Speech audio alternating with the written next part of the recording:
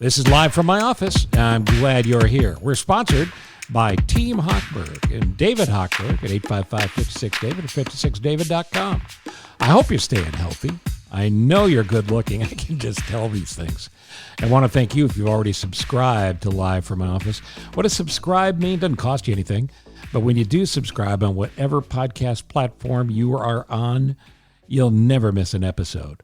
I'm talking about Google Podcasts and Spotify and Stitcher and TuneIn and Podbean and Spreaker and Blueberry and Deezer. And, of course, those are all bands I was in as well. Help others, by the way. If you got a grandparent who would love a podcast, show them how to do it. Maybe your parents, maybe your spouse or your significant other. And, of course, you can always just go to CochranShow.com and get the podcast there, too. We still have more Apt gift cards to give away from our friends at Apt Electronics. All you need to do to win one is drop me an email with the names and email addresses of 3 of your friends who you think might like the Steve Cochran Live from my office effort. We'll send them a sample of the podcast and a note. You will give me your mailing address in that same email, and I'll send you an Apt gift card from the fine people at Apt and me. We're all over social media, as I think you know, and that's Facebook and Instagram and LinkedIn, and I might even still be on MySpace, but I know I'm on Twitter, at Cochran Show. Follow me on Twitter, at Cochran Show, and each day I will bring up another Trump moment. I call it the Trump dump. It's going to go right through Election Day. We started at 100 days. Now we're inside 50. At Cochran Show on Twitter. I think you'll enjoy it or possibly get slightly nauseous as we relive some of the events of the last 3.5 years, 3 3/4 years now, that you may have forgotten. Blocked them from your mind. Isn't it good of me to bring them back? On today's Live from my office, you get my friend Peter Greenberg. Peter Greenberg, the travel guru, who right now mostly travels from his kitchen to his family room and possibly to the master bedroom. This is a guy who traveled nonstop. He knows everything about travel. He can tell us where we are and what chance we have of leaving this place that we're in now. Craig Cann will be on as well today. Craig Cann, ex of the Golf Channel, who still does PGA Tour radio. I love Ken. And he will be on talking about some great ways to make you better at being you and help business entrepreneurs and more. So Peter Greenberg and Craig Cann. And to think you didn't pay a thing for this. I'm Steve Cochran. Again, I thank you for listening, and we'll be back in a moment on Live from my office.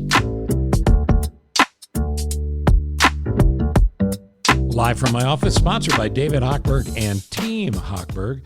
What is Team Hochberg? Well, powered by Homeside Financial. Been doing loans since 2000, licensed to provide mortgage lending services across this great country of ours. Team Hochberg really makes the process simple.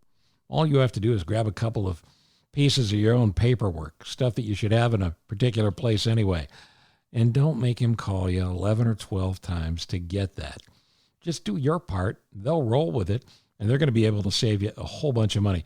They have dedicated in-house support staff that, of course, includes underwriters and closing folks. And you're not going to get some closing scam when you work with David Hochberg and Team Hochberg. It's not some teaser thing that comes in. If he says he's going to help you with closing costs, he's going to help you with closing costs. He's going to get you the lowest possible number, and you're going to feel better about it because you're going to get a great rate, and you're going to deal with somebody who's going to be just as thrilled as you are that you got that great rate, because that's why he goes to work. He goes to work because he's got plenty. Let me tell you something. He's got plenty of money. He goes to work so he can now be the guy to help you get over the hump. There's a million scenarios of things that have happened, and he knows all of them. So here's the deal. Don't be embarrassed. There's nothing you can tell him that he hasn't heard already. It's David Hochberg and Team Hochberg, 855-56-DAVID or 56david.com. This is Live from my office. I'm Steve Cochran, and dare I say, America's greatest, no, the world's greatest travel expert. When people need to travel, they turn to Peter Greenberg. How are you, my friend? I'm hanging in for a guy who's used to traveling 420,000 miles a year. I'm, looking at a nice horizon, but going nowhere right now. You mentioned last time we talked, I think, that you are staying in practice, though. You're showing your passport as you go from room to room at your home? I do. It still works out. I've run out of pages now, so I have to get a new passport. But the bottom line is things are starting to turn around slowly. They're creeping back. They're not bouncing back. But it will turn around, not based on a vaccine, if you will, but based on reliable, rapid response, widespread testing. So if you can get a result in under 45 seconds, where you can literally be zapped at every touch point of your trip, you know, whether you're going to the supermarket or the movie theater or the airplane or the cruise ship, we'll get used to it like we did with taking our shoes off at security. Our confidence will come back. We can trust it, and we will come back. For a vaccine, I think we're somewhat delusional in thinking that the future of travel is dependent on it, because that's the wrong way to go, I think. So the test that we need to make travel routines routine again, is it what they're doing, say, at the University of Illinois, where you spit in a test tube and they run it over to gate 6 and test it? Or what type of test are we talking about? Oh, I think we're going to get to a biometric routine where they can literally determine within 45 seconds if you're going to test positive or negative, and they will have a facility nearby in case you do test positive so they can quarantine you and do further tests. But we have two issues here. We have the lawyers, and then we have common sense. The lawyers have to be re-educated as well in terms of waivers and disclaimers, and that's where we're going to get into the business travel problems. But for regular consumers doing leisure travel, the rapid response testing is going to be the answer. A vaccine is 18 months away. Do I want a vaccine? You bet. But am I going to depend on it? I'm not. And look, the cruise lines will not be able to sail without rapid response testing. Sure. It's as simple as that. Major business hotels won't even be able to open without rapid response testing. But, you know, look, we've spent the summer rediscovering America on road trips, on what I call one-tank trips, and it's been relatively successful. We're really, really discovering our own neighborhoods, if you will, which is great. But when it comes to real travel, you know, Americans don't just want to travel. We have a cultural need to travel. Yep. And so that pent-up demand hasn't gone anywhere yet except got bigger. And the way you satisfy that is by giving people a comfort zone, a comfort level, and if you'll excuse the expression, their security blanket, so that they feel safe and confident about getting back on a plane or a train or a bus or a ship, or I'll even throw in a dirigible. The bottom line is they need that before they go anywhere. Remember that dirigible business we were going to start at one point? Whatever happened to that? It fell out of the sky, yeah. So here's the question that goes along with that, I think. The greatest danger any of the major airlines have is that somebody gets on a plane and it's able to be proven there's a link to them getting on that plane and getting COVID. Are they cleaning at a level that's almost surgical in nature? And how safe are they from that happening? Because there are people that are still flying. Right. And I'm one of those people. I've done a couple of flights in the last couple of months, certainly not the frequency that I'm used to. But I will tell you this. I have more confidence getting on a plane than I have staying in my own house. Mm-hmm. Because the HEPA filters, those high efficiency, filters that remove 99% of the particulates and the bacteria, not only do they do a great job, but most people don't realize that on modern airplanes today, air is recirculated about every 3 minutes and then purged, which means very cold air from the outside comes in through the engines. It's heated, it's brought into the cabin, circulated once, and then purged. So every 3 minutes, it's a whole new, it's all new air. You don't have that at home. You don't have that in a movie theater. You don't have that anywhere. So I am not worried. As long as people are behaving responsibly and wearing their masks, I'm not even worried about the middle seat. Because even with the middle seat blocked, let's be real, you're only dealing with about 25 inches of separation between you and the window seat and the other guy in the aisle. Yep. So that's not the issue, nor is it the 14 inches of separation between you and the guy behind you who just sneezed. Well, as long as he sneezed into his mask, I'm all in. And as long as we behave ourselves, you'll find me back on the airplane. Yeah, and look, you and I come from the same place, and that is it's an idiotic discussion to tell grown-ups they need to wear a mask for the good of all of us in the middle of this. None of us want to. All of us have to. It's just that simple. Grow the hell up. Yeah. Yeah, and that's what we got to do. Look, I've had arguments with people who I know and who I like, who I consider reasonably intelligent, who think that this is infringing on their personal rights. Oh, stop The it. idea of wearing a mask. I say, you know what? Get away from me. This doesn't work. It's basic common sense here. There's no conspiracy. There's no need to politicize anything here. This is not some hoax. I follow the science, cross your fingers, and be well. I must have missed the personal freedom, no mask clause in the Constitution, and I used to pay attention. I don't know what happened. Well, look, you do what you need to do. And what I mean by that is you don't do what you need to do. You do what everybody needs you to do. And that's about the mask.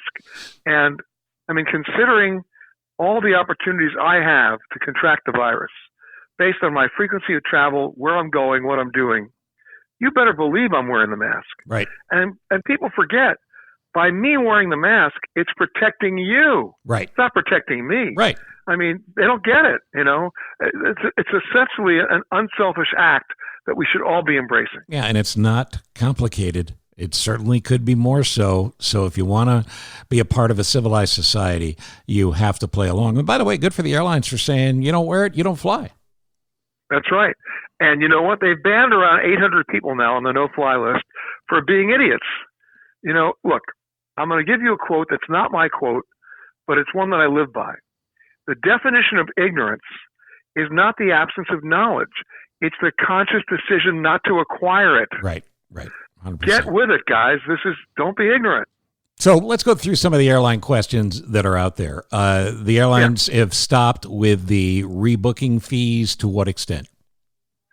Well, the ticket change fees were always draconian, and they were a huge revenue source for the airlines. Last year alone, in 2019, United Airlines earned over $600 million just on ticket change fees at $200 a pop. Crazy. There was no labor involved in that. It was like free money. So over 10 years, that's $6 billion just for one airline. Now, why did they suddenly decide to do the right thing and get rid of it? Well, it's very easy to get rid of ticket change fees if nobody's buying tickets. Hello. And not only that, the only thing that's going to really propel travel coming back is leisure travel, not business travel. So if you're buying a $160 ticket and you need to change it because the border just closed or somebody got sick or your meeting got canceled, are you going to pay a change fee that is more expensive than the cost of your ticket? No. Why would you book the ticket in the first place? Yeah, exactly. That's why they got rid of the change fees. Will and that for the airlines to say, well, I know what your next question is, will that last? Yes, exactly. Well, when they made the announcement, United Airlines took the bold position saying they were permanently getting rid of them. Permanently. I got to get down to their definition of permanent because, history tells us that when the accountants run the asylum, they don't want to leave $600 million on the table. Right. And something tells you that when travel does return, the airlines will come up with just a different name for it. Ticket changey fees. All right. So what do we need to know about getting on the airplane and being on the airplane now? Are there any baggage changes? No, not really. I mean, look, what I find somewhat interesting and ironic is that the announcements that the major three airlines did, Delta, United, and American, essentially just matched what Southwest Airlines has been doing all along. Yep. They don't have ticket change fees. They don't have rebooking fees. And they don't even charge you to check two bags. So at this point, we may see some other relaxation of the draconian rules, but I have to caution everybody, they may not last. Right now, it's the law of supply and demand, and the demand is driving the airlines to change the rules because there ain't no demand. It's interesting. The routes that were super expensive before, with less seats to be able to fly, I'm not finding deals there. And for instance, I'll give you an example. I have family in upstate New York. So if I want to fly from Chicago to Syracuse or Chicago to Rochester, it's more expensive. Yeah, it's more expensive than flying to LA or New York or whatever. Well, I hate to tell you, it's going to get worse because on September 30th, that's the day that the CARES Act provisions that required the airlines to keep everybody on payroll and to fly their route network, they expire. And so the airlines are no longer bound to fly empty planes to small cities. And so you're going to see, on average, American, United, and Delta literally drop at least 30 cities each from their route network, which will end up being as follows. Either of those cities will have extremely diminished air service, or they may have no air service at all. And where they have diminished air service, the airfares have nowhere to go but up. And you're going to go back to the future, if you will, where everybody's going to have to jump in their car and drive between 1 and 3 hours to another airport that does have service in order to get to where they want to go. And worse, even when they get there, in many cases, they may not be flying nonstop anymore. So I'll give you an example. I need to go in October from LaGuardia to Cincinnati. Now, up until 6 months ago, there were 8 or 9 flights a day. They were all nonstop.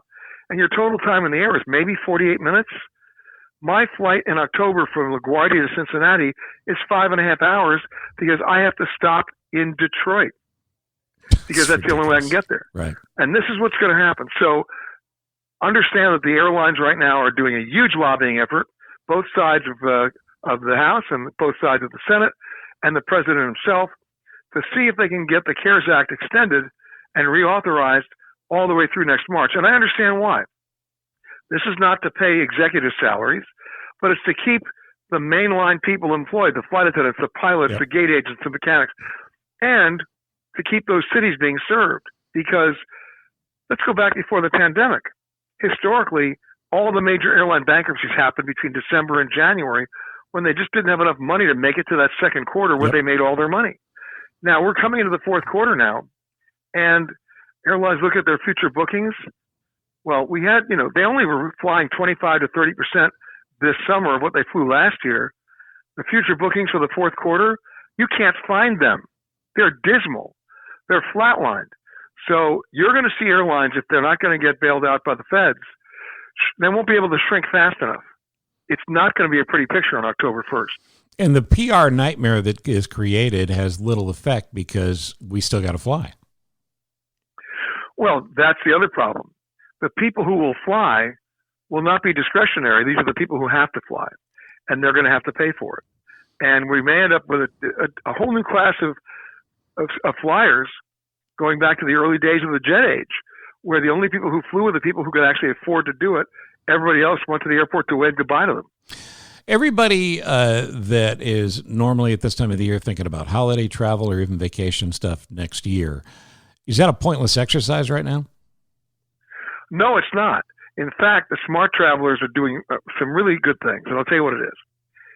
Airlines depend on sophisticated algorithms to not only figure out who flew last year or the year before, but to project demand and then price accordingly. All those algorithms are out the window now. I mean, the airlines have lost control over projecting demand, and therefore they've lost control over pricing. So with the exception of some of the smaller cities that you and I just talked about, if you're smart right now and you take a look at Thanksgiving and Christmas, which normally are very expensive times to fly, the airlines have difficulty pricing it. You can get some great deals. And now going into January, February, March, you can own the plane. But even beyond that, the smart travelers, anybody listening to us right now who's a member of a frequent flyer program and you have unredeemed miles, now is the time to cash them in like there's no tomorrow. Right. And think up to 330 days out and do it, because God forbid, 180 days from now you want to fly on the points that you redeemed, and for God forbid there's another outbreak or something's closed. The airlines have already set the precedent. You can redeposit those miles back to your account without paying a fee.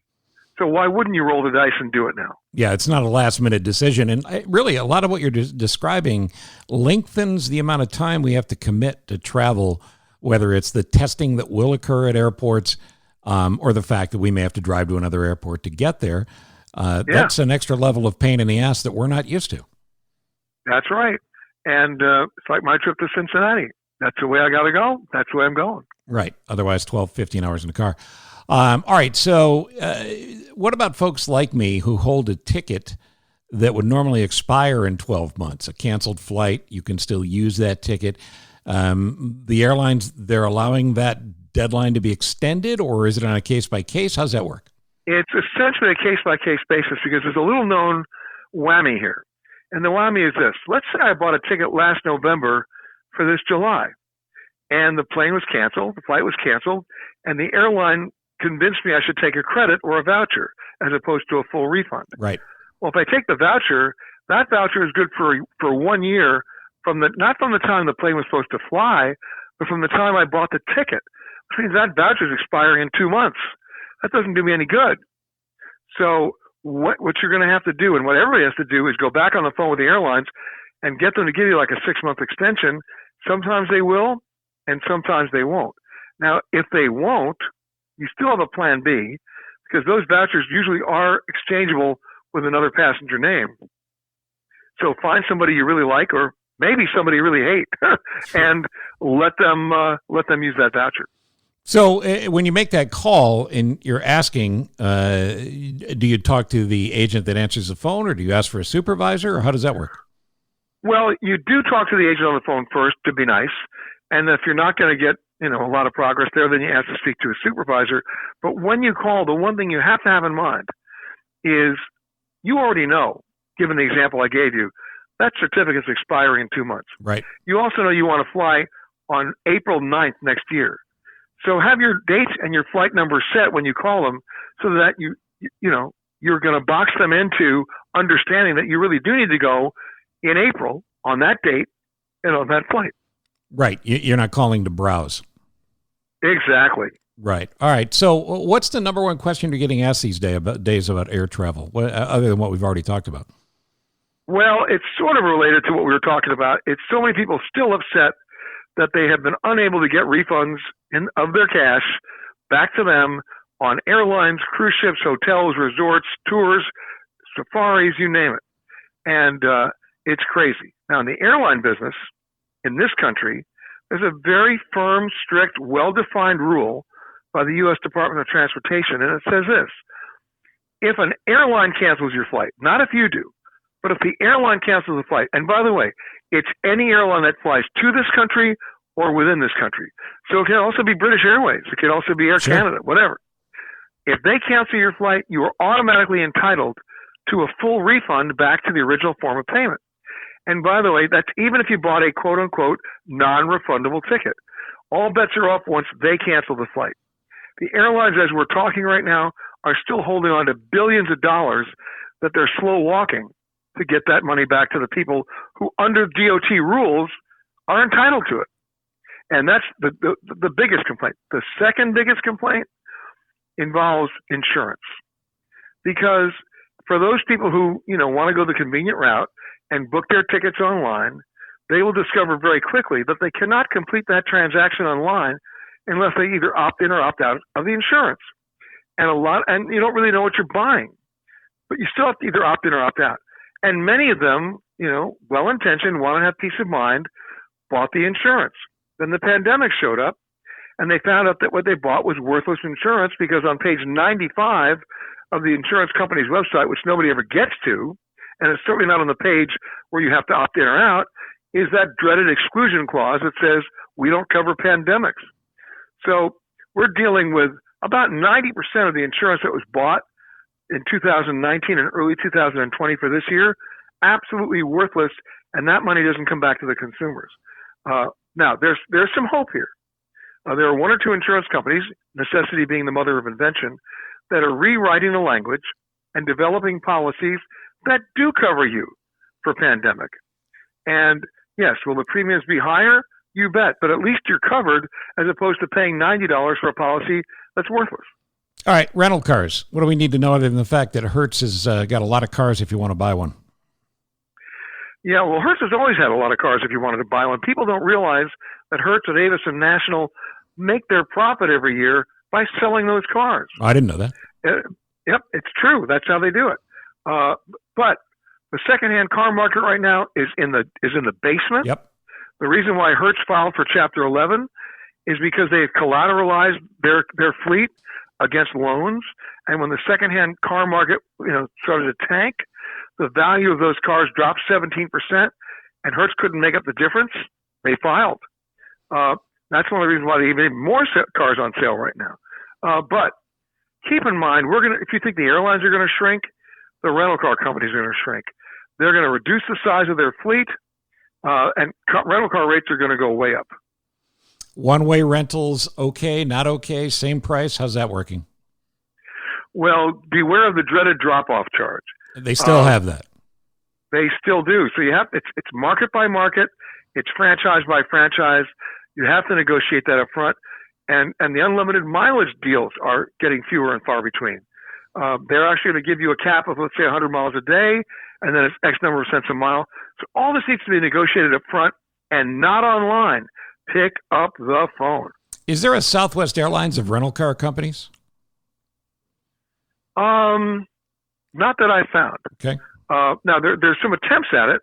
There are something called Silver Car and, of course, Zip Cars. But it's a very specified market approach to a very specified market, meaning, college kids only need the car for 4 hours. Or, a specific market in a specific location that's going to have a very fast turnaround. But no, I haven't seen that. Are hotels safe to stay in right now? And what do you do when you check in? Strip the bedding and bring your own? No. You can. It all gets back to the phone call you have ahead of time. You want to know, what are the hotel's cleaning protocols, number one. Number two, what's their definition of housekeeping now? Meaning, once you check into the hotel, what was the last person that was in your room before you were, in terms of either a guest or housekeeping? And has that room been sealed? And has all the old days of the touch points, all the tent cards and the paper goods, have they all been removed? And then, how often will housekeeping come into your room, if at all, during your stay? And then, what about the public rooms at the hotel? Will the gym be open or is it closed? Will the pool be open or will it be closed? Will the bar or the restaurant be open? Will there be contactless delivery if you order room service? All that needs to be done on a phone call ahead of time. And when you ask about their cleaning protocols, you'll find that the major chains, the Marriotts, the Hyatts, the Hiltons, the Intercontinentals, have partnered with some pretty impressive medical institutions, whether it's the Cleveland Clinic, Johns Hopkins, the Mayo Clinic, to come up with some pretty strict protocols that they are indeed following. Bigger companies, bigger liabilities, but even if it has one of those names on the nameplate, it could be a franchisor along your route on the highway that owns 2 or 3 of them. Are they doing the same thing? The answer is case by case. You better have that conversation.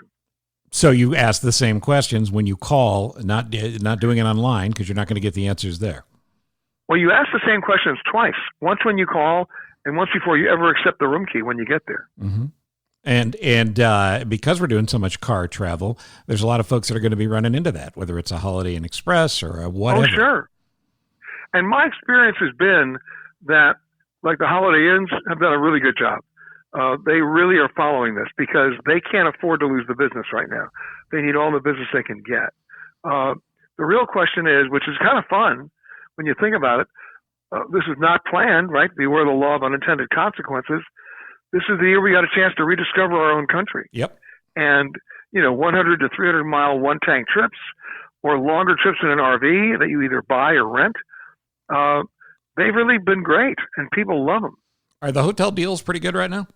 He said, thinking he knows the answer. Market by market, city by city. The real problem is how many hotels have actually reopened at all. Right. The myth is that, Marriott and Hyatt and Hilton and Intercontinental, all those big hotel brands that we all know and recognize, they do not own the buildings. Their equity in these buildings is minuscule, if at all. Meaning, of the thousands of hotels that Marriott manages, they might actually have equity in maybe 10 of them. So the real key here is not whether the Marriott's opening, it's whether the owner of that building has maintained debt service and hasn't been foreclosed on. So the Palmer House in Chicago, not reopening. Right. Therefore, they blew it, right? The Omni Berkshire Place in New York, the Hilton in Times Square. These are all recognized hotels with a great history in many cases, especially the Palmer House, my God. They're not opening because the owner is in default and is either facing foreclosure or is in the middle of it. You mentioned cruises. Not going to cruise without that test we talked about. What are the cruise companies going to do? Are we close on the test you described? We are. We actually are on the test, but what we're not close on yet is the CDC no-sail order against U.S.-based cruise lines that will most likely be extended throughout the rest of the year because as part of that no-sail order, each cruise line is responsible for basically submitting a comprehensive plan on how they're going to, deal with their disinfecting and antiseptic protocols, how they're going to deal with their floor design, their floor plan, how they're going to have to redesign certain things like the buffet or the public areas or the protocols of going on a shore excursion, getting on a bus, getting off a bus, who's going to be chaperoned, will you be able to go out on your own? All that stuff is being worked out and has to be approved by the CDC. That's not going to happen right away. Now, the cruise lines have gone out to the private equity markets, and they have enough capital to not cruise till next June. My guess is they will start cruising by the end of January. Might be a small question, but it's one I've heard from somebody before who has a sickly relative in Italy. International travel exceptions anywhere? Many, actually. There are about 43 countries right now you can go. Now, they each have different restrictions, but these are 43 countries that have reasonable restrictions. We're not talking like the UK with a 2-week mandatory quarantine. We're talking countries like, Turkey and Croatia and Aruba and St. Lucia and Jamaica, the Dominican Republic, Mexico, and many others. So but you have to be very specific before you book a flight there to make sure that their definition of a COVID-19 test matches the test that you got. Right. Because everybody's on their different terms. Right. Yep. So just make sure you talk it out. Previously we were all told get online to do all your booking. It's so great. I don't hear you saying get online for anything right now. But you know what? I wasn't saying that before the pandemic. No, you weren't. But I'm trying to make everybody feel like they got it. Listen, nothing beats the conversation. And if you want to do something online, here's what you do. Once you have that conversation and you've confirmed everything at the hotel or you've confirmed everything with the airline or the cruise line, that's when you go online, when you have their first and last name and their email address, and you confirm the conversation. There's a paper trail. Sure. Now, if anything screws up, you got something to show for it. You weren't just talking to some guy named Vern. And I wish more people would listen to me on this. Yeah, well, I wish more people were named Vern. It seemed like America was better then. All right, so in a very short order there, we've covered the world of travel. Nobody has traveled more than you. Nobody knows more about this than you. What wouldn't you do travel-wise right now? You've gotten on a plane a couple of times. You've stayed at hotels. What's off limits for you? The only thing that's off limits for me is where there's been such a spike in cases where the local government leaders aren't doing what they're supposed to do. And the population has politicized the mask and the other protocols you need to follow. I mean, I am confident in me, as you, I'm sure, are confident in you. But I can't be confident in the leaders that are sitting there thinking it's okay to open up bowling alleys and beauty salons right. and gyms when, people aren't practicing what they're supposed to practice. So, I understand the economic pressure here. I'm talking to you today from New York, where they've just gone back on an original order that will allow restaurants to open for indoor dining on September 30th at a 25% capacity. You mark my words. They're going to have to cut back on that 2 weeks later right. when the number of cases spikes. Right. I mean, get real. We have case after case after case in state after state after state. We should have learned our lesson in Georgia and in Alabama and in Arizona and even in California. And it's right there. You can't mess with those numbers. We have to still practice what Dr. Fauci has been asking us to do since day one. Since we haven't had this since 1918, what I've struggled with is, are people really dumber now, or is that lack of common sense for, 30 to 40% of the population? Was it always there? Well, here's the difference. In 1918, or here's one of the differences. In 1918, our society wasn't mobile. We didn't travel. Yep. We didn't just hop on or hop on. We didn't do it. So when you think about that, right, it was easier to stay in one place. And even then we lost how many people? 500,000. Now it's our lifestyle. We think nothing of jumping on and going someplace. And when somebody says to us, we don't think you should do that. Well, I can see the airport from here. I can see the plane from here. I can go online and get a real-time webcam view of how that beautiful beach is sitting there waiting for me. And people just don't want to listen to common sense. If somebody wants to know, how do I get the best possible deal because I'm committed to flying now, how much research is involved? Not as much as you'd think. please research online. Do yourself a favor. And then make the call. Before you book online, there you go. Then make the call. That's it. It's Peter Greenberg. Nobody's better. And I mean that with all sincerity. And, he said he would trust himself, and I trust myself. I trust Peter. I don't trust me. I trust Peter. PeterGreenberg.com. Social media, follow you where Peter Greenberg on everything, right? Yeah, PeterGreenberg.com. By the way, for those people who are on Facebook, every Thursday, I go on Facebook Live for an hour from noon to 1 p.m. Eastern Time and answer everybody's questions. And then, of course, our radio show. We've got our radio show, Eye on Travel, every Saturday from 10 a.m. to 1 p.m. Check your local listings. All the best. You are the best. And stay safe, my friend, and stay healthy because we need you. You got it, Mr. C, and I appreciate the call. Live from my office, always sponsored by the great people at Team Hochberg, and specifically David Hochberg. I've known David for a long time. As I've said to you before, if you listen, I am the one that uses David Hochberg, and I mean that in a positive way. I am the one who told my sister to use David Hochberg. She's done it twice now. I am the one that had my daughter use Team Hochberg to buy her first house, and she's in the middle of refining right now. And believe me, in the WGN days, just about everybody in the building asked for help from David Hochberg. Now, what is Team Hochberg? Team Hochberg is a team that he assembled of the best people in the mortgage and money businesses. And these folks are ready to help you. It's simple. You go on the website at 855-56-DAVID. You can get a free rate quote request in right there. Or pick up the phone and call them at 855-563-2843. That's 855-56-DAVID or 56david.com. It's that easy. Go to the website, poke around there a little bit, and you'll see what I'm talking about. Again, I use David Hochberg. I will again. And part of Team Hochberg is a whole collection of experts to help with your money. We all just, let's be honest, we don't know money. We don't know money. He knows money. He knows money. He knows the people who know how to do anything related to making your house more livable, more fun, and really everything you want it to be. I mean, it's not like one of those HGTV shows. He's not going to have a tool belt and a hammer, but he's going to come in and he's going to hammer away. I know I'm better than that at making sure you have the best rate on your mortgage or your refi. He can also bring in his credit enhancement expert.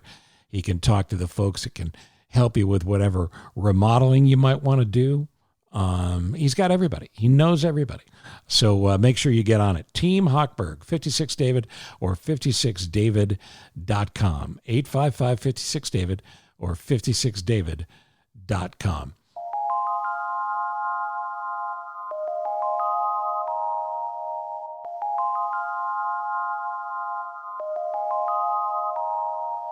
This is Live from my office. I'm your friend, Steve Cochran. And my friend, Craig Cann, is on the phone, a name you'll know, especially if you're a golf nut. But he has become quite the entrepreneur as well, and he's doing a lot of things to help other people, and I'll talk a little bit about that with him, too. But first off, welcome to Live from my office, Craig Cann. I'm glad to be in your office. I think all of your guests right now are in their own home office because that's the world that we live in. But it's a pleasure.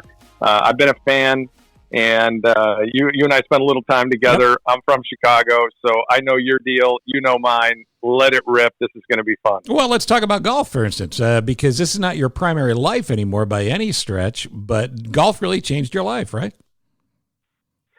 Oh, that would be a real understatement, Steve. I mean, I grew up in Chicago. Mm-hmm. I was that kid that always knew I wanted to get into broadcasting. I wanted to be a sportscaster since I was 7 years old. I was doing games, made up play-by-play games of the Bulls, the Blackhawks, the White Sox, sure. The Bears, and everything in my room. And I went to Lyons Township High School and played 3 sports and ended up quitting basketball my senior year.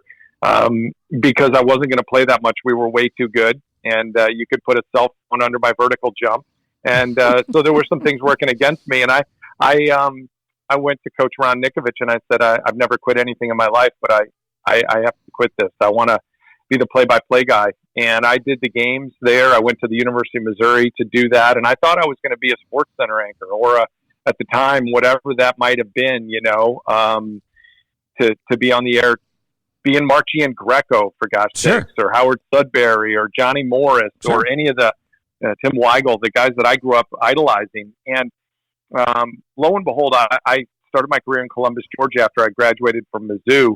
And I then went to Fort Myers, Florida. Then I went to Grand Rapids, Kalamazoo. And along the way, I had these opportunities to do golf, to cover PGA Tour Champions events that were in Naples and that were in Grand Rapids. And suddenly my resume reel had golf on it, and I played the game, and I played it fairly well, and I enjoyed it. And so I knew what I was talking about. And lo and behold, I sent a tape. My agent contacted me when I was in Grand Rapids, Kalamazoo. That was back in the 90s, 1994, 5. And they said, there's this channel that's going to happen, and it's called the Golf Channel. And I think you should send your tape there. And I did. And then, man, it was a few weeks later, they called back. My agent said, they want to fly you down. And I'm like, are you serious?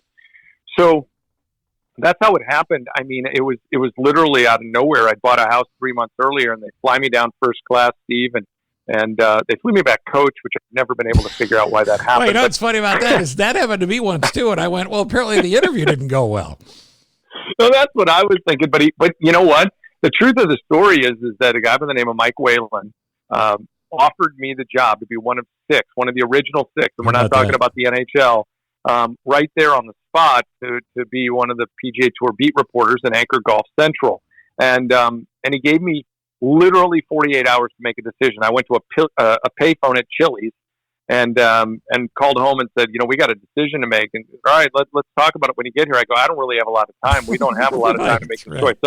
So I threw it all there, and I gave it a rip. And I thought if Arnold Palmer's attached to it, then it's going to make it. And I risked a lot of different things, but it was the best choice I could have ever possibly made. If it didn't work, I had a great resume reel. If it did work, I was off to the races. I got to fly with Mr. Palmer in his plane. I got to go to the White House twice, all because of the Golf Channel. And I am so blessed and grateful for that opportunity. And it really did change my life. There's no question. And here's the thing. It launched when?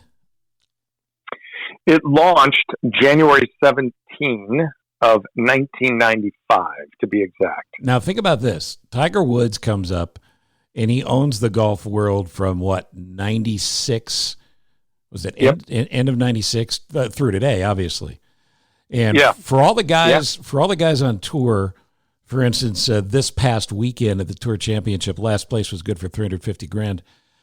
For all those guys on tour, they're not making 50% of that, maybe less, without the roar of Tiger Woods' career. And it would have been a crapshoot, in my opinion, for the Golf Channel to make it if you didn't have Tiger Woods. You agree or disagree with that? I agree 100%. I mean, look, golf's a great game, and I always remember Fred Couples and Davis Love and Raymond Floyd and obviously Arnold Palmer and Jack Nicklaus and the people that said yes to all the interviews that we had to do when we went on the air for a 24-hour cable network that a lot of people were like, yeah, this thing ain't going to make it.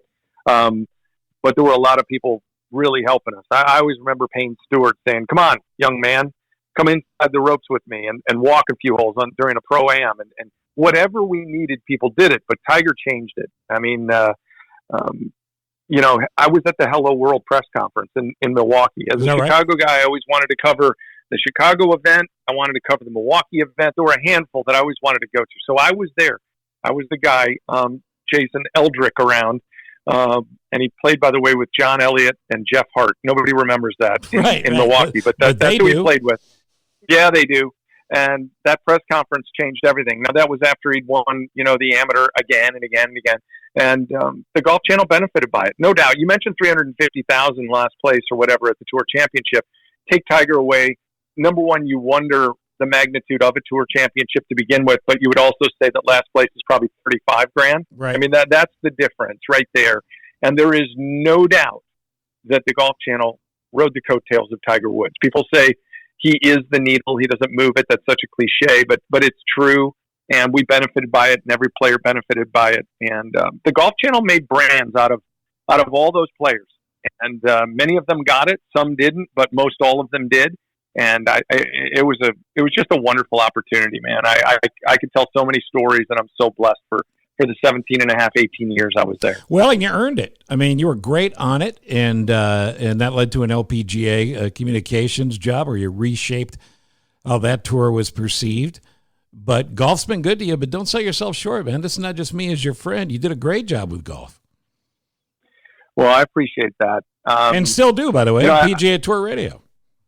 Yeah, and that's a little side fun for me to kind of stay in it. I got a phone call I wasn't really expecting to sit in with Chris DeMarco as his co-host, and then he turned 50 and played Champions Tour, and with no cut, suddenly Sunday morning radio isn't going to be very viable for a guy who's going to be out there teeing it up. But, right. If I go back to the LPGA thing, I mean, that's something I never saw coming at all. I got a phone call out of the blue from Mike Wan while I was having breakfast with David Feherty at the U.S. Open at Congressional, the year Rory won. Mm-hmm. And he said, "You're going to tell me to jump off a bridge, but I got something I think could be interesting for you." I said, "What's that?" He said, "Would you be interested at all in being a chief communications officer at the LPGA and helping me get this tour to the level that I envision?" And I was blown away by that. And, frankly, if it would have been, director of communications or communications manager, I might not have taken it seriously, but you throw C-suite at you when you're a guy that's read teleprompters and worn makeup for a living. Those things don't fall in people's laps. And I just felt like it was an opportunity to be an executive and to really make change. And I had asked myself, I think you could probably relate to this. When you do when I started at Golf Channel, it was one show that you would anchor a day. When I left there, it was 3 and 4 shows a day. Mm-hmm. And that is a grind. You are on all the time. And I started asking myself, am I really making a difference, or am I just making another show? Mm-hmm. And so when there was an opportunity to raise the brands of women golfers who deserve so much better, I felt like it would be a great learning opportunity and a chance to get uncomfortable with something in my career that I didn't see coming. I spent 5 years there, and it was another wonderful chance to really stretch myself and kind of expand a little bit.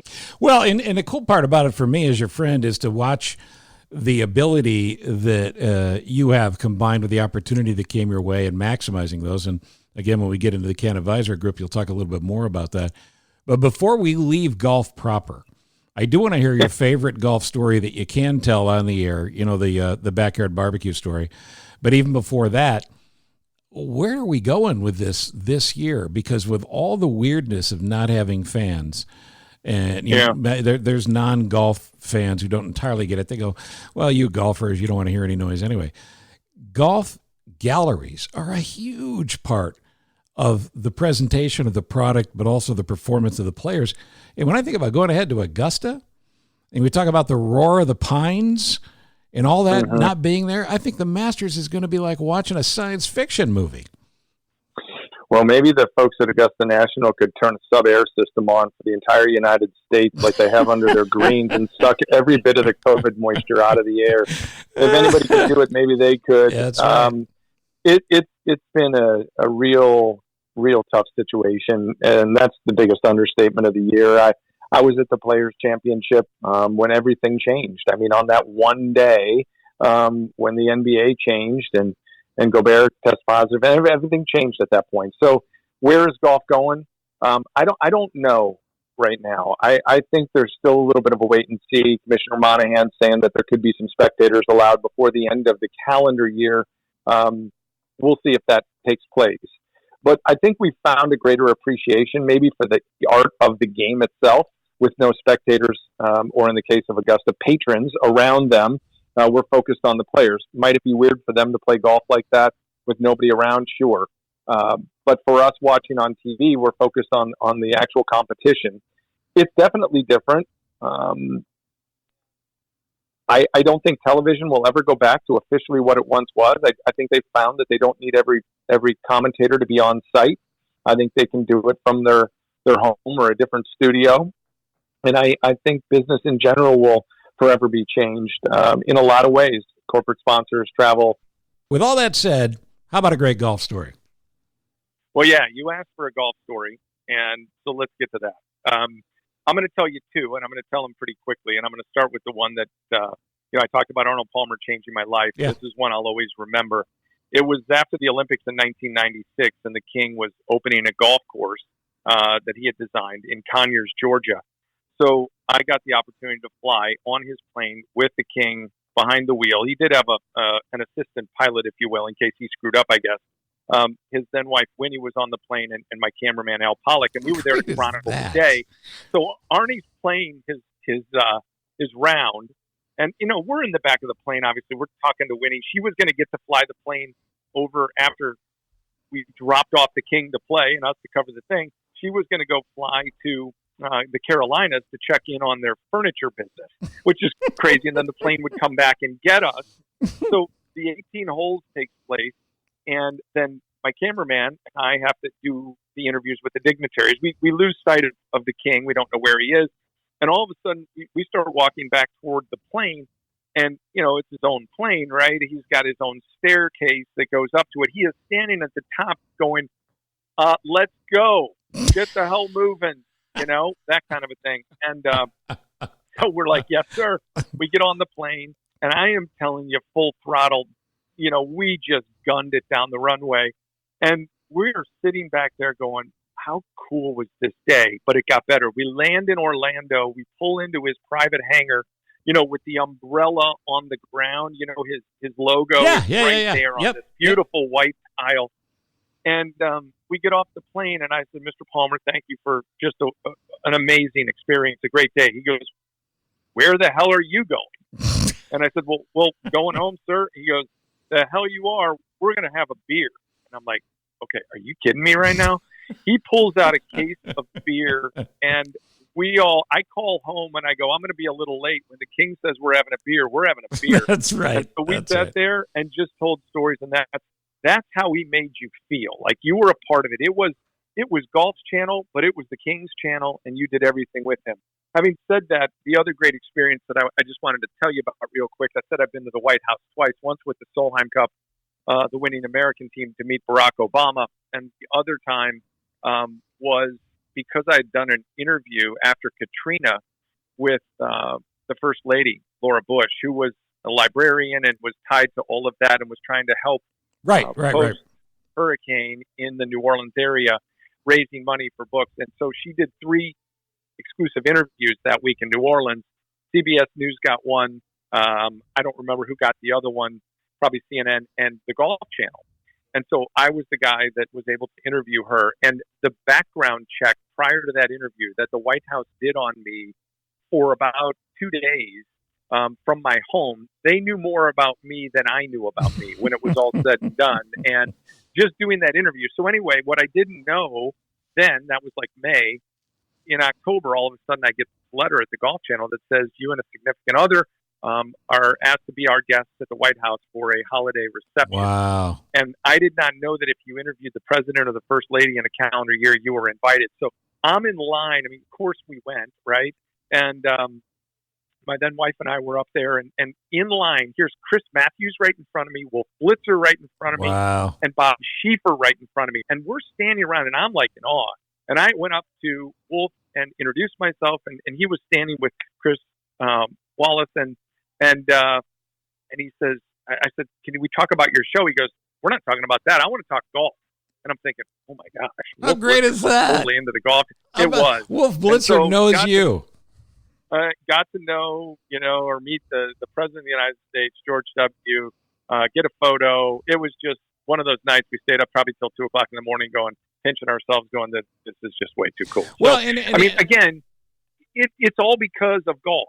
That's what changed my life, And but this is the perfect segue. This is the perfect segue into what you do now, because life presents opportunities. The question is, what are you going to do with the opportunities? And are you going to be ready, or are you going to be able to recognize your moment, and are you going to seize it? And you have, which has led to starting your own company. You're an entrepreneur now, the Can Advisory Group. You're trying to help other people get it done. You've certainly helped me with Live from My Office. And I hear in your voice that you're as pumped about this as anything you've ever done. Well, I was as scared about it as anything I've ever done, but I had prepared for it. I remember in 2009. So I left LPGA in 2016 after the Rio Olympics. I was given an opportunity to be on the communications committee for the Rio Games to bring golf back. And so I was the guy that got to do the press conferences down in Rio for golf, which was just awesome. But I had started questioning myself years before that. I remember in '09 in studio at Golf Channel one day during a rain delay of the John Deere Classic, saying, what am I going to do? What's my next? What's my pivot later in life? Where can I go with this? And I started a blog, Steve, and I wrote a blog with every chapter being the potential chapter of a book. And so I wanted to do it with a purpose. So anyway, I had started thinking about what I was going to do later in life, and I wanted to be a speaker, and I wanted to do other things. And then when I was at the LPGA, I was giving all these presentations and speaking, not just around the country. I was doing every talk that Mike Wan, the commissioner, didn't want to do or couldn't do, and I got to be that guy. And it was just, an amazing opportunity to learn about myself and to see what I had, to see what my chops were outside of the lights of television or radio or whatever. And so I started thinking about starting a business. And I had one in the earlier years, in 2010, 11. And Mike Wan knew about that. It was called HTK Media, Have the Knowledge. And I was doing a little consulting on the side while I was still at Golf Channel. But then it turned into Can Advisory Group. And I left LPGA and I said, you know what, I'm going to start traveling the country and I'm going to make something of this. And I'm going to use the presentation skills that I have to help executives be better when they have to stand on the stage or deliver a talk. I talk about this all the time. I don't do talks. People say, Craig, are you available to do a speech in November or in October? I said, no, I can't. I don't do speeches. I don't do talks. They go, what do you mean? I go, I give experiences.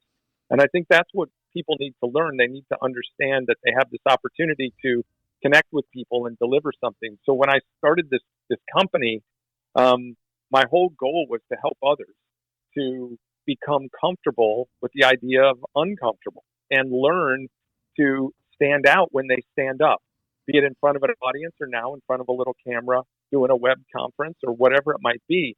I just don't think a lot of people understand what their message is or how to deliver it dynamically to engage an audience. And I talk about three things. I talk about hook them, hold them, have them.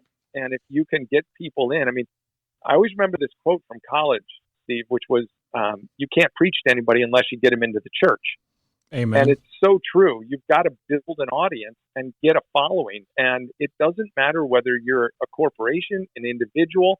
We've got to get people to pay attention in a society where they are distracted. And the best of the best know how to get people to focus and hear what you have to say. A lot of people talk, very few have something to say. And so my job, as I see it, is to help people to be able to deliver something that gets other people talking. So and that's how you build a following. So is it part editor, part motivator? Is that part of it? I would say there's definitely some of that. I've had some people, and it's humbling. I've had people come up to me and go, I enjoyed watching you on television, but this is your calling. And I do these workshops around the country. It's called the Elevate Workshop. If you follow me on Can Advisory or any of the platforms, Elevate's the big word that I use. And I actually coach people. I do one-on-one consulting as well with people and corporate folks and individuals who not only want to become a better presenter. I didn't say public speaker. See, I can't make you the best public speaker in the world, but I can make you your best presenter. And we have to work on what your skill set is and what your talents are and allow you to be authentic. But people say, Craig, who are you? What are you? And I help people figure out their why, and I help them figure out their what. And that is what they are. So if somebody says, Craig, what are you? I say, I'm an elevator. And they go, well, that's weird. And I go, well, I elevate. If I do my job, I elevate people to become better. I elevate brands to become bigger, and I elevate events to become grander. That's what I try to do through communication, messaging, presentation, and branding. And it's a blast. And I do these workshops around the country, Transamerica, Accenture, KPMG, SAP, Diamond Resort. Titleist is a huge client of mine, and I'm just really fortunate, and I think some of it is because maybe they knew me on TV, but not a lot always do, and that's cool, and I like that. And my workshops are only 15 people because I want to connect, and I want to make 15 friends when it's over, And I want them to learn how to present, but also present the best of themselves. So the rush for you is not the paycheck. The rush, I mean, obviously the money's nice, but the rush for you is seeing somebody who maybe got over that fear or recognized that fear as a motivator. Oh, yeah. And then you hear from them a month down the road, 6 months down the road, a year down the road, whenever, that they're killing it, and you were a part of their story. Yeah, well, there you go. And it is all about the story. I mean, that's how we connect. And if you don't have a story, most people aren't going to pay attention to you. And that's something that they have to learn. So what I help them do in a span of 8 hours in the shortest term is they figure out their own differentiator, what separates them, and the understanding that they need to become a brand themselves. Some people are uncomfortable with that, but the bigger the brand that they are, the bigger the brand that they represent, if that makes sense, the Sure. company. And a lot of people don't get that. They don't understand the value in building a personal brand. And today, communication is such a big part of that. So in 8 hours time, I will help them figure out their differentiator. I will help them figure out how to stand up and become confident with all the skills that comes to what I call building a back pocket speech that you can travel and deliver with confidence. That's something that's memorable, that you can remember. And you mentioned paycheck. I'm not in it to make a paycheck. I'm in it to make a difference. And, otherwise, I'd be doing TV. Right. I'd be doing radio full time, or Right. I'd be doing what I thought I was going to be at 8 years old. And I think we all evolve, and I think we figure out what truly makes us happy. And I've got a workbook, and I get people's quotes, and they send me emails afterwards. And if they send me emails that were negative, I try to make it better. And when they send them positive, I go, all right, I'm on the right track, because it's about them. It's their day. It's not my day. My job is to facilitate and empower people to become better than they thought they could be when they walked in the door in the first place. And speaking of evolve, the idea of the business has this unintended consequences of 2020 to evolve in a way where you can present that information. It's not all Zoom calls. You can Right. still meet with people, but that's a whole juggling thing too that would be a lot easier if you just had somebody else taking the risk and paying you every couple of weeks. Well, first off, a lot of people come up to me and go, Craig, I want to do what you do. I've been doing this forever. I want to, looks like you're having fun. I want to be an entrepreneur. And I'm like, yeah, you know what? Everybody wants to be an entrepreneur until you really have to be an entrepreneur. And that's what COVID and 2020 has forced everybody into. I mean, there are a lot of people, you know this, there are a lot of people sitting in offices right now, being at home or being at work, that are staring out the window going, man, am I going to have a job in 2 weeks? Yep. Is my company going to be around in 2 months? Where is my career headed? And if you don't start working on your toolbox and adding some skills, see, the number one fear among all Americans in a survey is actually public speaking. That's and true. number two is death, by the way. Yeah, well, that's the old cracked it's the old Seinfeld joke, right? It's like, in other words, people would rather be in the box than talking about the guy that's in the box. Yeah, or buried 6 feet underground rather than be standing above ground telling the story of how you got underground in the first place. Like, That's people it. just aren't comfortable with that, but they have to be. And today, I mean, if ever there was a time where we have to figure out what separates us from the crowd, how we can stand out, and make ourselves retainable, recruitable, and have some longevity to our career, whatever that might be. You cannot be a one-trick pony anymore. You can't do it. If you do, and that horse track dries up, man, you're left in the barn. You got nowhere to go. And I know enough people like that. So I guess, if anything that I'm proud about myself, is that I wasn't afraid. I was nervous, don't get me wrong. I wasn't afraid to take the ultimate risk and go, I'm going to bet on myself. And I'm going to see. And you know what? If it didn't work, I felt like I could always go back to TV. But if I didn't do it at age 50, when was I ever? And so that's the important thing for me. I love being on a stage helping people. I love being in a room. It's not the size of the room that matters. It's the size of your message. And I think I have a good one to share. And I think it's really about helping people find theirs. It's not just about mine. And you are working on a book, right? I am working on a book. It's written. It's hopefully coming out before Christmas. That's the game plan. And it's all tied to storytelling, the importance of having your own story and getting people's attention. But the book, Steve, is actually, and thanks for asking about it, it's about probably 70% self-help, all the things I coach in my workshops and my webinars and my keynotes, and it's 30% the Craig Can story. Because if I'm going to coach you or any executive on how to blend your story into the corporation story to connect with an audience, to make them buy the brand, we connect with people first, brand second. If I'm going to do that and I'm going to coach and preach that, then I got to be able to tell my own story. And the book has that in order, from my childhood days in Western Springs in the suburbs all the way to where I am now. And I share some pretty transparent things that have happened to me or for me or against me. And I think that's important, to be transparent in that way. So I'm excited to get it out there, and hopefully many more opportunities will come because of the book. And it's like the podcast that I do called Tracks to Success. That's really about inspiring people, inspiring stories, and getting them out there to be able to share and help other people. I just like giving people a platform. And if I can do that enough, more platforms will come for me to be able to share the message and hopefully help others. And it's a great message to pass on to your own kid and people who are coming up as well, because you and I both know that the next generation are going to have 7 or 8 different careers. And it's really what you're talking about, practicing multiple sources of revenue streaming so you can maximize your life and feel good about getting up in the morning and doing whatever you're going to do. And by the way, you don't have to figure out what's going to happen in this country in the next 2 weeks or a month or by election day or by the end of the year. You just need to be working on you and that brand piece of you, because your inner voice, if I've learned anything from you, Craig Kent, that inner voice is going to tell you who you are and keep reminding you who you are. And that's up to you if you're going to chase it. You nailed it, man. We've all got to find our voice. You mentioned the streaming or whatever. I feel like we're in this world. Look, I don't have cable anymore. I live stream. Everything is live stream. So if you think of your own life or your own career as your own live stream, what avenues is it going to go? What direction is it going to go? And I tell people a lot in my workshops, don't be the person who follows the curve. That's what everybody tries to do. Be the one who sets it. But you got to focus on yourself. And there are a lot of people who are absolutely give everything they have to their company, their corporation, their business, and they forget about the most important client, and that's yourself. And it doesn't mean you're being selfish.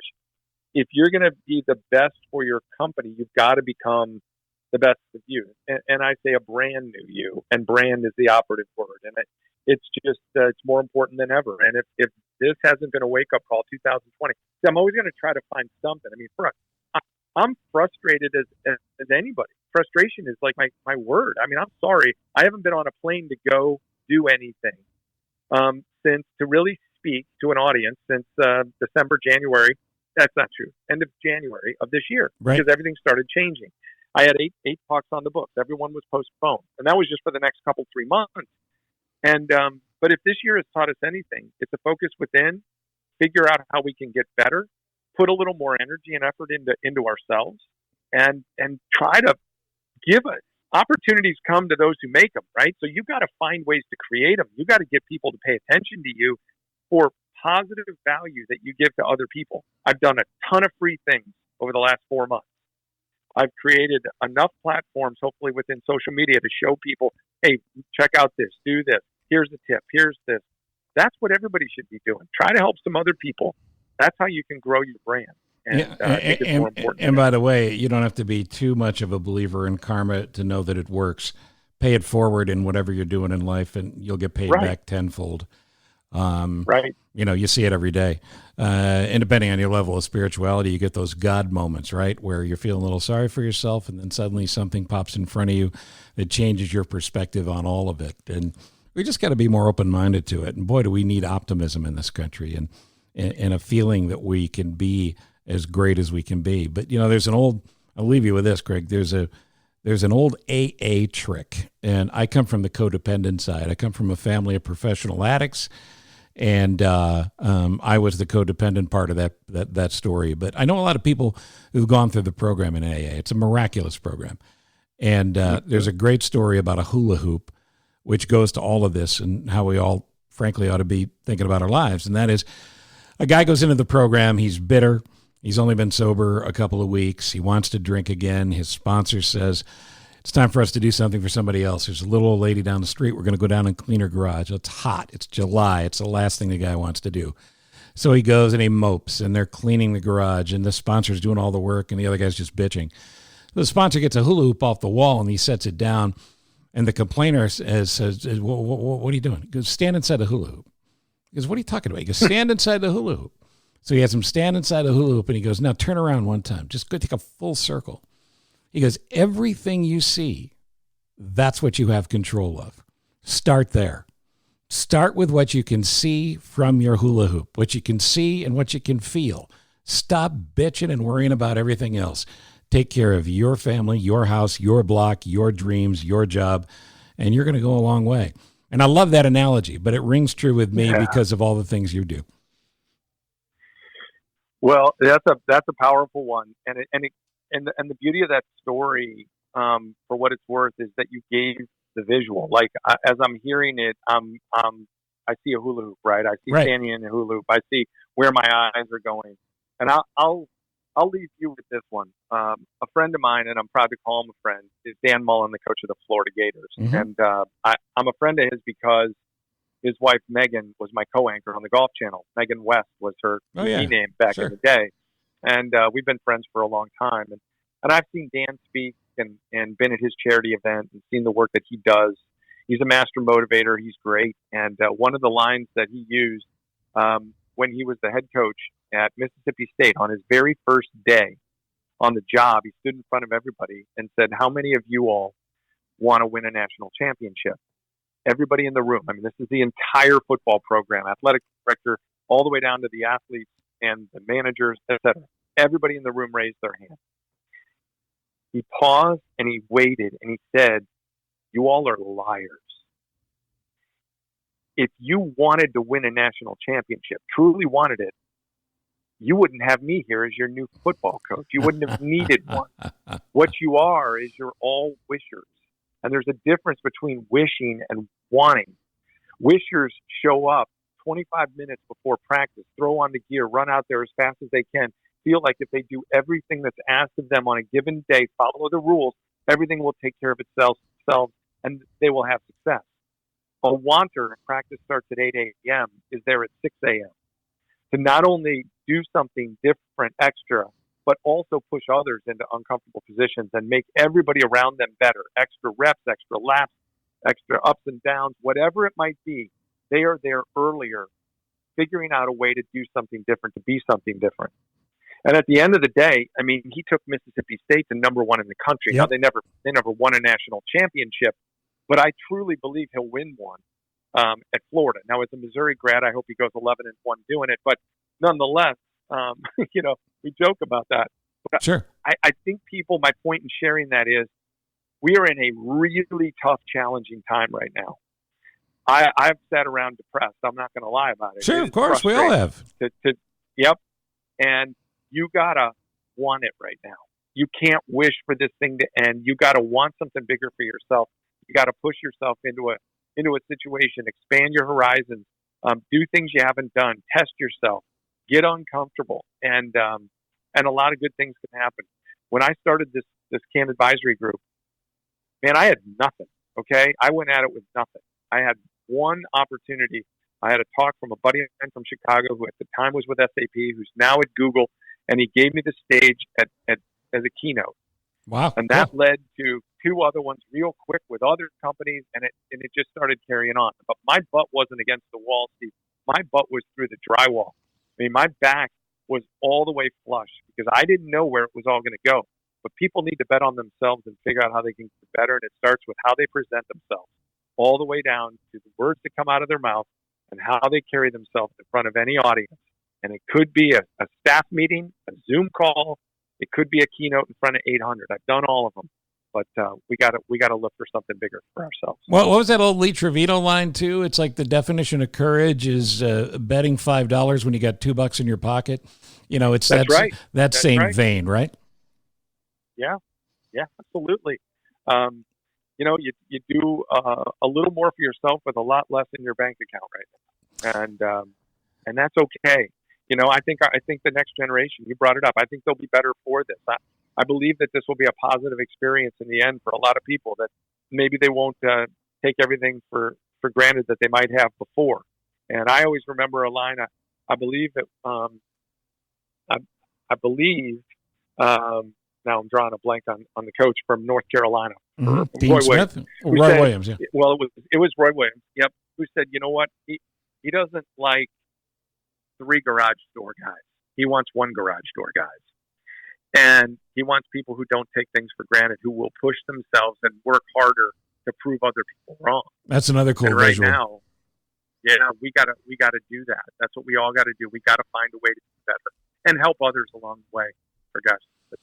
It's my friend Craig Can, the Golf Channel, and now PGA Tour Radio is his fun. Well, he does the hard and heavy lifting at the Can Advisory Group, and he loves it as much as anything he's ever done.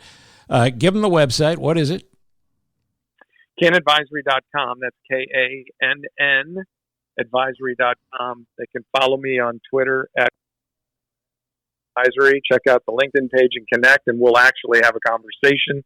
The podcast is Tracks to Success. I hope they'll check it out on Apple or Spotify or my YouTube channel, wherever they get their podcasts. And I'll listen to yours too, as I always do. But here's a simple thing. If you want to have a conversation, I'm the guy that will actually respond if you email me. And here's a simple email. It goes straight to me. It's info@canadvisory.com. info@canadvisory.com. Just email me, and we'll set up a custom day for you, for your team, for whatever it might be. And if you want to go one-on-one with coaching, I'm all up for that as well. I love doing all of it, and I hope to hear from a lot of folks in your audience. Thanks for having me, man. I appreciate it. You bet. And don't forget about that podcast as well, because we both listen to each other's. And of course, as I mentioned, you can still hear Craig on the weekends on PGA Tour Radio. Thank you, my friend. And when the book's ready to be plugged, you come back and plug it here.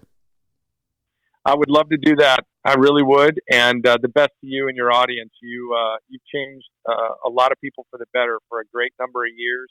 One of my really fun highlights back when the UL International Crown LPGA event came to Chicago was my trip down to your studio to talk a little bit about it and have a couple of big time players get a chance to meet you. So that was a lot of fun, and I'm thankful for this opportunity. Thank you for having me. Well, you made my day. All right, buddy, I appreciate it. And this is Live from my office.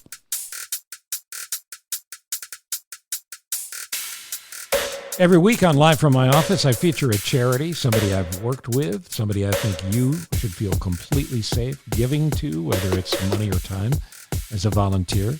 If you have a charitable organization that you would like me to plug for free, it's all on me.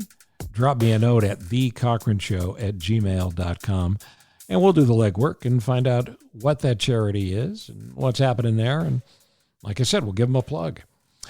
This time around, because of Peter Greenberg being on the show, I thought we'd talk about those excess air miles that you have. Those points that build up, those miles that build up, and then you don't know what to do with them, or you don't do anything with them. Now, you heard the advice from Peter Greenberg. I'm here to tell you that you don't want those building up or sitting in an account. You want to do something good with them? Here's what you should do with them. You should give them away. Give them away to who? Give them away to a charity.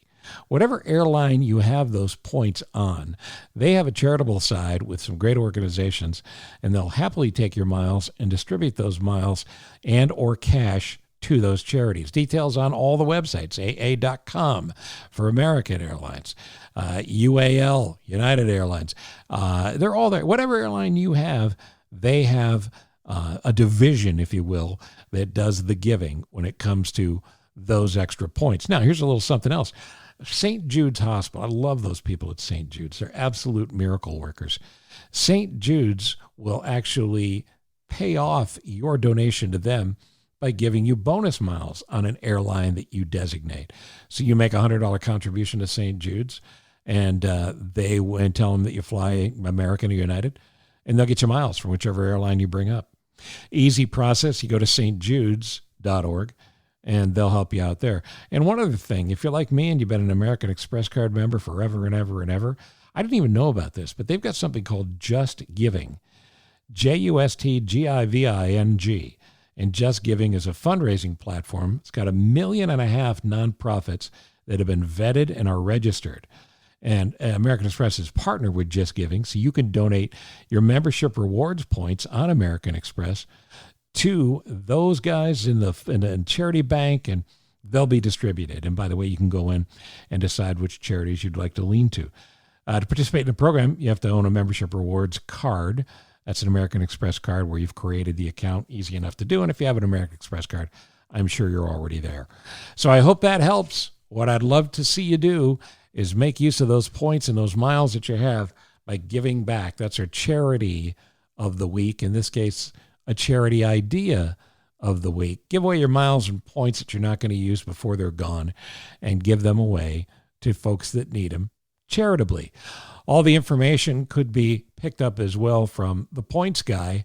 ThePointsGuy.com provided a lot of the material for this particular segment as well. All right, before we go, several things to bring up. You know, as I like to mention around here, I'm all over social media. I'm on Instagram at Steve Cochran Show. I'm on Facebook at Cochran Show, LinkedIn at Cochran Show, and on Twitter at Cochran Show. And right now, every day, bringing you a Trump fact / nightmare of something he's done or something that maybe he's done that you've forgotten about. All the way through Election Day. We're inside of 50 days now. The entire list of what I call the Trump dump, from 100 to 0. And you can get a sense of what we're doing. And if you read those one after the other, after the other, after the other, you're going, oh my God, this guy is the president of the United States? It's very frightening. So that's how you do it. You go to Twitter at Cochran Show or cochranshow.com. You follow me on Twitter, you get the new one every day. Comments. You have comments about this? Of course, wherever you listen to the podcast, whatever platform you're on right now, you can leave comments there, or you can write me. Just keep in mind, when you drop me an email, that gives me the clearance to go ahead and talk about your email on a future podcast. You do it at thecochranshow@gmail.com. That's thecochranshow@gmail.com. And please subscribe wherever you get your podcasts, or go to cochranshow.com to listen as well. A personal note before we go, I want to wish Nick DiGilio well. My friend Nick did overnights on WGN for the past 7 years, since we all came back in 2013 under the guidance of Jimmy DeCastro and Todd Manley. Man, we had some good times. And in my opinion, there's nobody that has ever been better suited for WGN than Nick DiGilio. He had offers to go and do daytime shifts or evening shifts. No, he wanted to be up at night with you knuckleheads that stay up all night with him. He, in turn, has himself quite a Facebook following as well, and he's earned it. So you can follow Nick on social media. I certainly hope he's back on the radio or wherever I can get him at a decent hour, and maybe a podcast is in his future as well. That's my friend Nick DiGilio. In a tough business like this, it can happen, but he will be missed by an awful lot of people. I know he is already. Also, before we go, I want to thank Peter Greenberg and Craig Can for being on today's Live from my office. I want to thank Ross Cochran. Yes, the brains and the looks of the operation. My son Ross, without him, none of this gets up for your consumption. And, of course, thank you for listening. This is Steve Cochran. We'll do it again in a couple of days. This is Live from my office. Live from my office is a service of Monkey Run Productions. All rights reserved. The podcast is hosted by Steve Cochran, and it's mixed, edited, and produced by me, Ross Cochran. Please rate, review, and subscribe to the podcast wherever you're listening, and follow Steve on all social media channels. Get in touch with us directly with questions or comments about the show by emailing thecochranshow@gmail.com. Steve is available for corporate speaking gigs. He would love to MC your event, and occasionally, he's funny. Thank you for listening. Head to cochranshow.com for more.